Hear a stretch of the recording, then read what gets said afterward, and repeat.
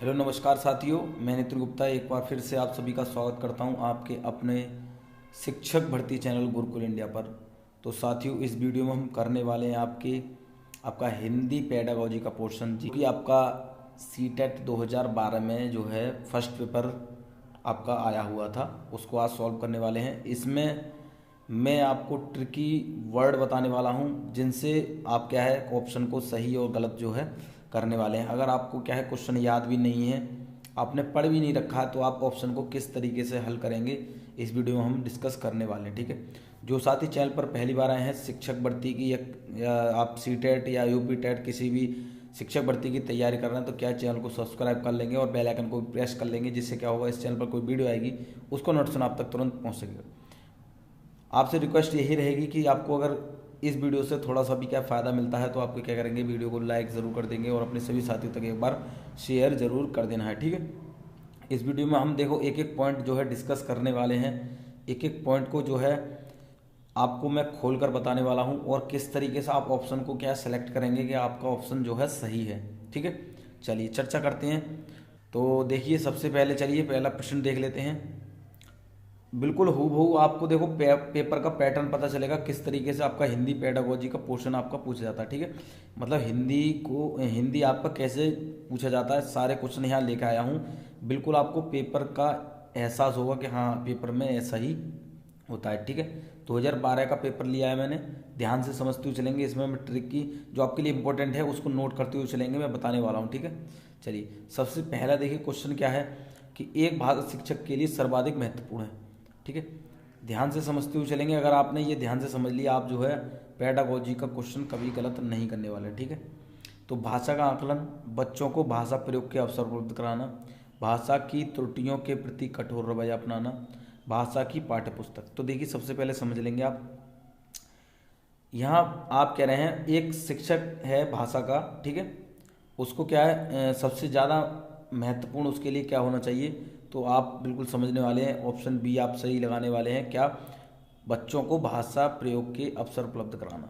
ठीक है, देखिए अब यहाँ पर ऑप्शन सी में आप देखने को मिल रहा है कि भाषा की त्रुटियों के प्रति कठोर, यहाँ पर कठोर रवैया, यहाँ पर आपको निगेटिव वर्ड आपको लगाना है। ठीक है, इससे आपको पता चलता है कि ये ऑप्शन नहीं होगा। ठीक है, भाषा की पाठ्य पुस्तक तक ही थोड़ी आधारित जो है सीमित रहता है एक शिक्षक। ठीक है, तो ये भी आप नहीं लगाने वाले हैं।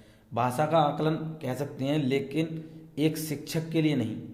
ठीक है, कि वह क्या है बच्चों की जो कह सकते हैं रुचि है उसको भी जानेगा। ठीक है, केवल आकलन से ही जो है काम नहीं चलता है। ठीक है, तो ये भी ऑप्शन नहीं है। तो ऑप्शन आप क्या लगाने वाले हैं, ऑप्शन बी। ठीक है, चलिए दे बिल्कुल एक एक क्वेश्चन को ध्यान से समझते हुए चलेंगे। बिल्कुल कभी भी आपको पेडागोजी में क्वेश्चन गलत नहीं होना है। ठीक है, दूसरा क्वेश्चन है आपका, भाषा की कक्षा में एक शिक्षक बच्चों से क्या अपेक्षा करता है। ठीक है, अब यहाँ पर देखिए एक शिक्षक है, वहाँ पर कह रहे थे क्वेश्चन में कि सबसे ज़्यादा महत्वपूर्ण आपको क्या है, और यहाँ पर कह रहे हैं कि एक शिक्षक जब बच्चों से क्या अपेक्षा रखता है। ठीक है, तो आप समझ लेंगे। देखिए संस्कृत निष्ठ भाषा में ही जवाब दें, ये तो बिल्कुल ही आप जो है गलत कर देंगे। ठीक है, संस्कृत निष्ठ जो है भाषा में ही जवाब दें, जरूरी थोड़ी अपनी भाषा में भी दे सकते हैं। अब बच्चे अपनी मातृभाषा का बिल्कुल भी ना प्रयोग करें, बिल्कुल ये देखिए यहाँ गलत कर देंगे, क्योंकि वहाँ पर क्या है कि बच्चे को क्या है अपनी मातृभाषा का प्रयोग जरूर करना है। ठीक है, बच्चे सवालों के बंधे बंधाए जवाब ना दें, और ऑप्शन डी है आपका, बच्चे सवालों के बंधे बंधाए जवाब नहीं देने हैं। ऑप्शन आपका कौन सा सही हो जाएगा, ऑप्शन सी क्या है, बच्चे सवालों के बंधे बंधाए जवाब ना दें। ठीक है, क्या वो बच्चे जो हैं अपने आप स्वयं क्या है आंसर को दें। ठीक है, क्या है स्वयं जो है आंसर को दें, कि जैसे मतलब आपने कुछ सवाल किया तो जितने भी आपकी क्लास में बच्चे हैं सबके अलग अलग क्या है आंसर होंगे, जिससे क्या है और भी बच्चे होंगे उनको भी क्या है उन आंसरों का क्या है पता चलेगा। ठीक है, तो बंधे बंधाए जवाब कभी नहीं देने हैं। रटकर की बात आ जाए कि रटकर जवाब देना है, वो भी आपको नहीं लगाना है। ठीक है, क्या है रट करके दे, वो भी नहीं लगाना है। मातृभाषा का प्रयोग हमेशा करना, ये याद रखेंगे। ठीक है, चलिए तो ऑप्शन सी आप लगा दिया। चलिए भाषा स्वयं में एक याद रखेंगे, बिल्कुल ये क्वेश्चन आपका पूछा जाता है, इंपॉर्टेंट लिख लेंगे सबसे पहले कि भाषा स्वयं में क्या एक नियमबद्ध व्यवस्था है, एक जटिल चुनौती है, एक विषय मात्र है, संप्रेषण का एकमात्र साधन है। देखिए यहाँ पर मैं बताने वाला हूँ निगेटिव वर्ड कि आपको जो है ऑप्शन को किस तरीके से सेलेक्ट करना है। ठीक है, देखिए यहाँ जटिल, ठीक है, जटिल यहाँ पर आ गया, ये आपको नहीं आना। मात्र, एक मात्र, ये नहीं लगाने हैं। ही, केवल, ये मैंने आपको बता रखा है, पिछली बार सीटेट हुआ था मैंने बच्चों को बताया था और बच्चे काफ़ी हद तक जो है आंसर सही करके आए थे। ठीक है, क्या है, एकमात्र नहीं लगाना है कभी। और विषय, एकमात्र विषय है, देखिए यहाँ पर भाषा केवल एकमात्र विषय ही थोड़ी है, क्या है, भाषा केवल एकमात्र विषय ही थोड़ी है। ठीक है, तो यहाँ पर नहीं लगाना है आपको, ये भी नहीं लगाना है। ठीक है, जटिल चुनौती, ये भी नहीं लगाना। तो ऑप्शन कौन सा लगाने वाले हैं, ऑप्शन ए लगाने वाले हैं। ठीक है, भाषा स्वयं में एक नियमबद्ध व्यवस्था, मतलब खुद से ही भाषा क्या है अपनी तैयार हो जाती है। ठीक है, चलिए ऑप्शन, चलिए क्वेश्चन हम तीसरा देखते हैं, भाषा स्वयं में। ये देखिए शायद डबल जो है क्वेश्चन आ गया है, चलिए कोई बात नहीं, अगला हम क्वेश्चन देख लेते हैं। बच्चे अपने परिवेश में स्वयं भाषा अर्जित करते हैं, इसका एक निहितार्थ यह है कि, तो देखिए यहाँ पर ऑप्शन आपको देखने को मिल रहे हैं। बच्चों को केवल लक्ष्य भाषा का ही परिवेश उपलब्ध कराया जाए, बच्चों को अत्यंत सरल भाषा का परिवेश उपलब्ध कराया जाए, बच्चों को बिल्कुल भी भाषा ना पढ़ाई जाए, बच्चों को समृद्ध भाषिक परिवेश उपलब्ध कराया जाए। तो देखिए ऑप्शन देखकर ही आपको पता चल रहा है कि आप जो है कौन सा ऑप्शन लगाने वाले हैं। ठीक है, तो देखिए यहाँ पर आप बताने वाले हैं बिल्कुल ऑप्शन डी, क्या है, ऑप्शन डी आप लगाने वाले हैं, क्या है, बच्चों को समृद्ध भाषिक परिवेश उपलब्ध कराया जाए। देखिए यहाँ पर आप देख रहे हैं समृद्ध भाषिक परिवेश, ये आपका पॉजिटिव टैग वर्ड है। ठीक है, यहाँ पर देखिए केवल आ गया, मैं बताता हुआ चलूँगा। ठीक है, और ये कह रहे हैं अत्यंत सरल नहीं देना है। ठीक है, परिवेश तो देना है लेकिन अत्यंत सरल देना, उनके माध्यम से देना है, उनके हिसाब से देना है। ठीक है, बच्चों को बिल्कुल भी ना पढ़ाई कराई जाए, तो ये तो गलत है। ठीक है, तो ऑप्शन आप लगाने वाले हैं ऑप्शन डी। ठीक है, समझ गए। चलिए क्वेश्चन देख लेते हैं कि भाषा सीखने सिखाने का उद्देश्य है। तो देखिए यहाँ ऑप्शन आपको देखने को मिल रहे हैं, दूसरों की भाषा, दूसरों की बात समझना सीखना, अपनी बात की पुष्टि के लिए तर्क देना, विभिन्न स्थितियों में भाषा का प्रभावी प्रयोग करना, अपनी बात कहना सीखना। देखिए भाषा सीखने सिखाने का उद्देश्य क्या होता है सबसे ज़्यादा, कि देखिए सबसे ज़्यादा होता है विभिन्न स्थितियों में भाषा का प्रभावी प्रयोग करना। देखिए दूसरों की बात समझना सीखना, ये तो चलो ठीक है समझ रहे हैं हम।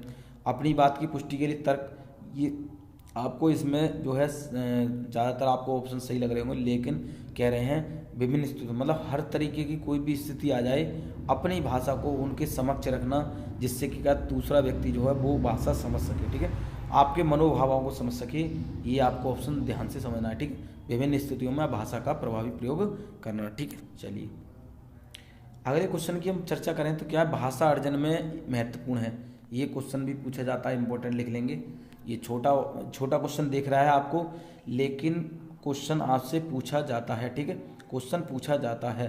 ठीक है, तो यहाँ बताने वाले हैं भाषा का शिक्षक, भाषा के विभिन्न रूपों का प्रयोग, भाषा का व्याकरण पाठ्य पुस्तक। यहाँ कह रहे हैं भाषा अर्जन में महत्वपूर्ण है। तो देखिए भाषा का शिक्षक, दोबारा बता देता हूँ ऑप्शन आपको, भाषा के विभिन्न रूपों का प्रयोग, भाषा का व्याकरण पाठ्य पुस्तक।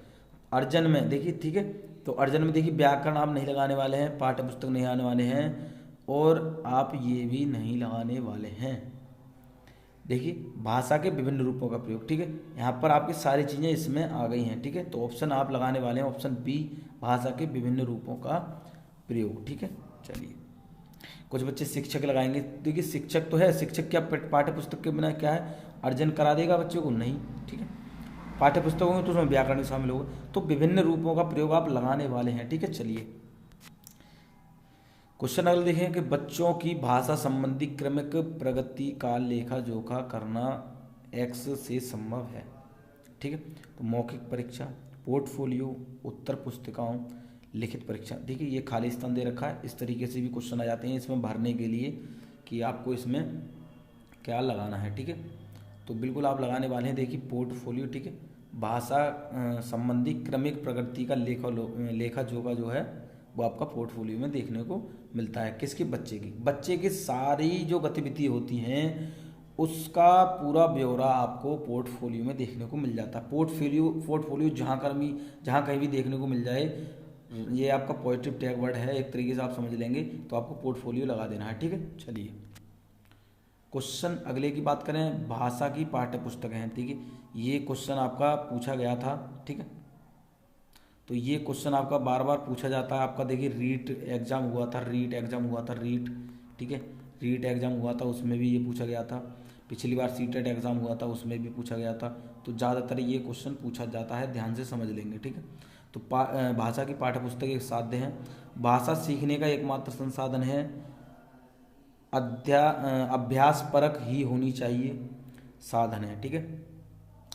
एकमात्र तो यहाँ आप बिल्कुल ही गलत कर देंगे, ही होना चाहिए। देखिए यहाँ पर मैं बताता हूँ, चल रहा हूँ, निगेटिव टैग वर्ड आपको देखने को मिल रहे, अभ्यास परक ही होना चाहिए, ये नहीं लगाना है।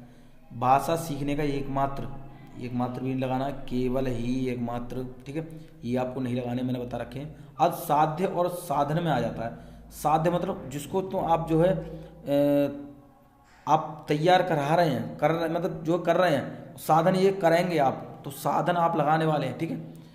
क्या है, भाषा की पाठ्य पुस्तक एक साधन है, ठीक है। क्या है, साधन है, किसको, भाषा सीखने के लिए, ठीक है। भाषा सीखने के लिए भाषा की पाठ्य पुस्तक एक साधन का क्या है, जो है प्रयोग किया जाता है भाषा को सिखाने के लिए, ठीक है। तो साध्य और साधन में आप समझ गए।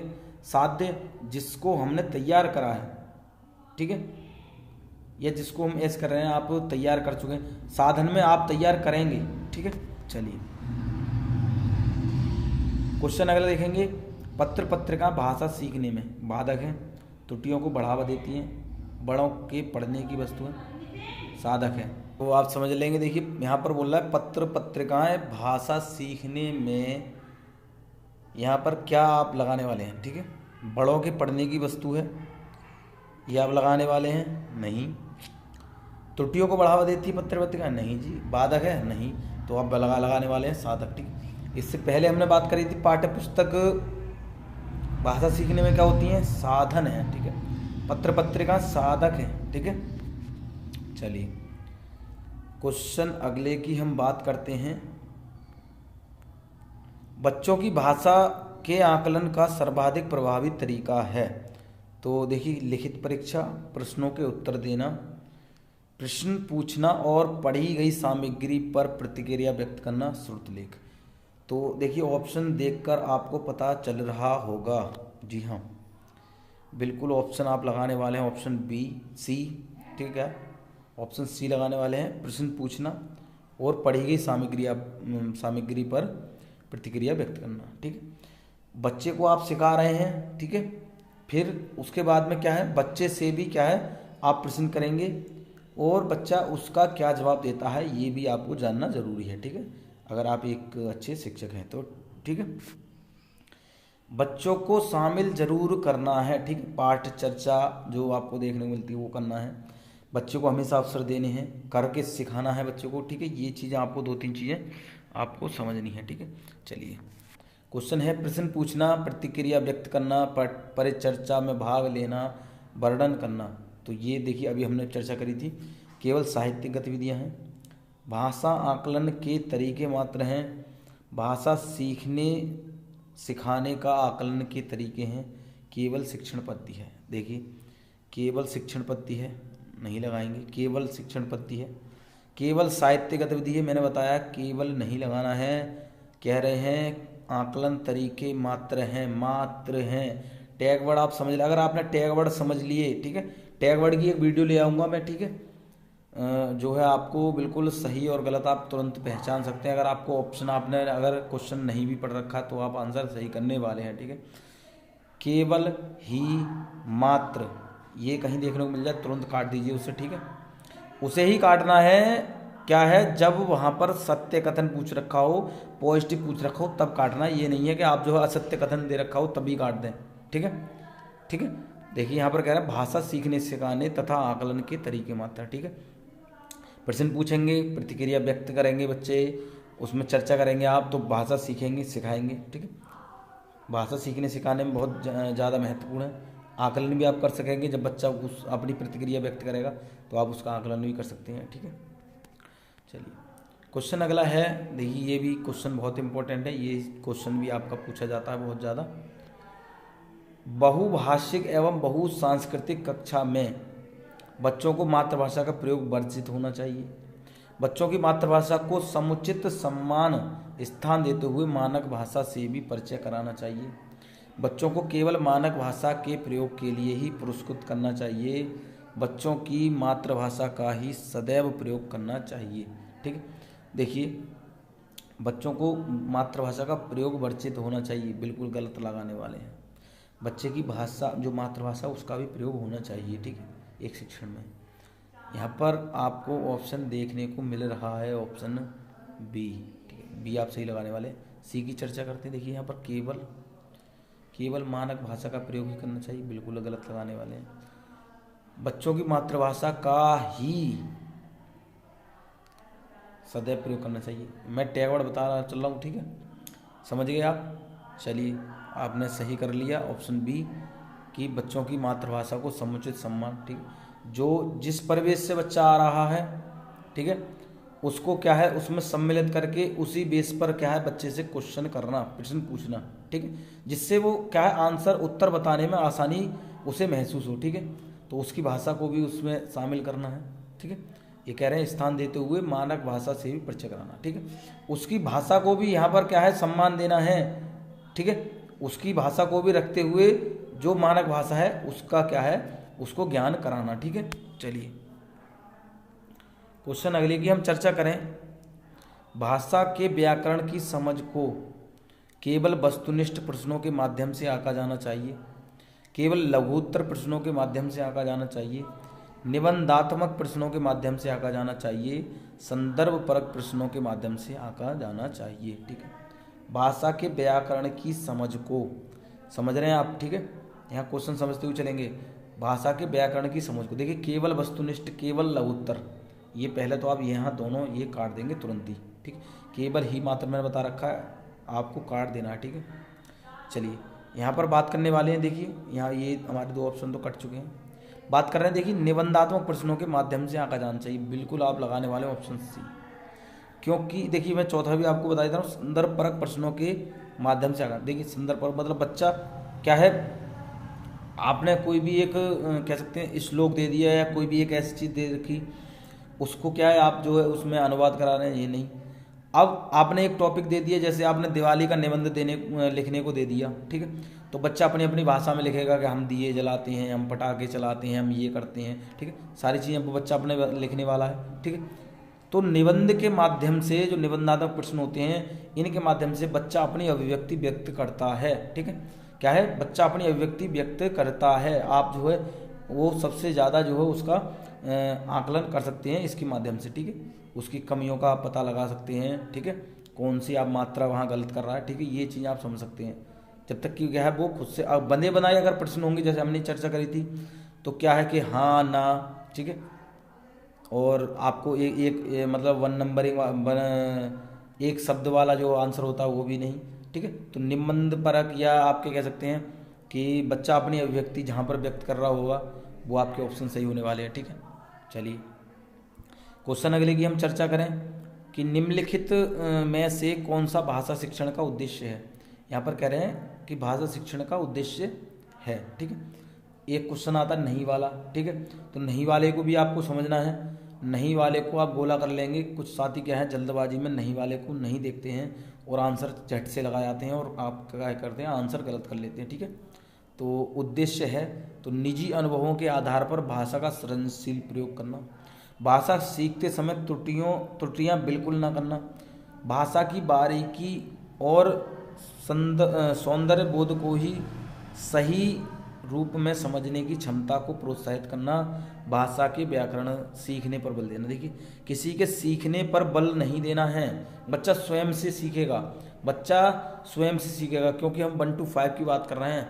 ठीक है, बच्चा जो खुद से सीख ले वही आपके लिए बहुत अच्छा माना जाएगा। ठीक है, आप उसे फोर्स नहीं कर सकते, आप उस पर दबाव नहीं बना सकते।